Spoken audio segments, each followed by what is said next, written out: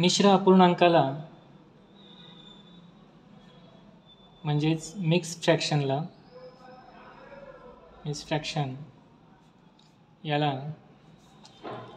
फ्रॅक्शनमध्ये convert कसं करायचं आहे. फ्रॅक्शन म्हणजेच अपूर्णांकात कसे रूपांतरित करायचे,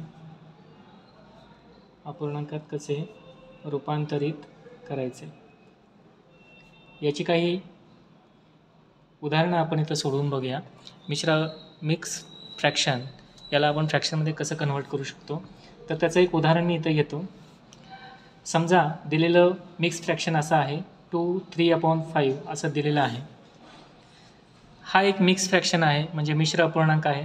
तर याला फ्रॅक्शनमध्ये कन्व्हर्ट करण्यासाठी इथं जी पूर्णांक संख्या दिलेली आहे, इथं जो नंबर दिलेला आहे हा नंबर आणि या डिनॉमिनेटरमधला नंबर या दोघांचं मल्टिप्लिकेशन घ्यायचं, या दोघांचा गुणाकार घ्यायचा. म्हणजेच 2 × 5 पहिल्यांदा घ्यायचं, याला एका ब्रॅकेटमध्ये टाकायचं आहे आणि प्लस इथला जो न्यूमरेटर आहे म्हणजे इथला जो अंश आहे तो प्लस करायचा या उत्तरासोबत म्हणजे +3 आणि उत्तर जे येईल, जे काही उत्तर येईल ते मांडायचं अंशामध्ये. जे तर 2 × 5 होतात 10 +3 म्हणजे 13 आणि होल डिवायडेड बाय या सगळ्याला डिवायडेड बाय करायचं फक्त या डिनॉमिनेटरने म्हणजे 5 ने. म्हणजेच याचं उत्तर येतं 2 × 5 = 10 अधिक 3 डिवायडेड बाय 5 म्हणजेच उत्तर झालं 13/5. याचं उत्तर आणि याचं उत्तर हे सेम व्हॅल्यूचं आहे म्हणजे हे सेम व्हॅल्यू फ्रॅक्शन्स आहेत. याचं कन्व्हर्जन आपण असं करू शकतो. एक दुसरं एक्झाम्पल घेऊन बघूया. 5 4/8 याचं आपण फ्रॅक्शनमध्ये कन्व्हर्जन करून बघायचं आहे. तर अशा वेळेला मगाशी सांगितलं तीच स्टेप फॉलो करायची. इथे 5 जे आहे हे 5 आणि या फ्रॅक्शनचं डिनॉमिनेटर म्हणजे 8 तो सुरुवातीला मल्टिप्लिकेशनमध्ये घ्यायचा म्हणजे 5 × 8. त्यानंतर प्लस इथला जो न्यूमरेटर आहे तो इथं लिहायचा. त्यानंतर एक डिव्हायडेड बायची मोठी लाईन काढून जो काही इथं डिनॉमिनेटर आहे तो आहे तसा मांडायचा. अशा पद्धतीनं जर रचना केली तर समजायला सोपं जाईल. इथं 5×8 होतात 40 अधिक 4 आणि या सगळ्याला भागिले 8. 40 अधिक 4 होतात 44/8. हे अशा पद्धतीनं आपण मिक्स फ्रॅक्शनला फ्रॅक्शनमध्ये कन्व्हर्ट करू शकतो. म्हणजे मिश्र अपूर्णांकाला साध्या अपूर्णांकामध्ये रूपांतरित करू शकतो. याची किंमत आणि याची किंमत ही सेमच असते. अजून एक आपण उदाहरण घेऊन बघूया.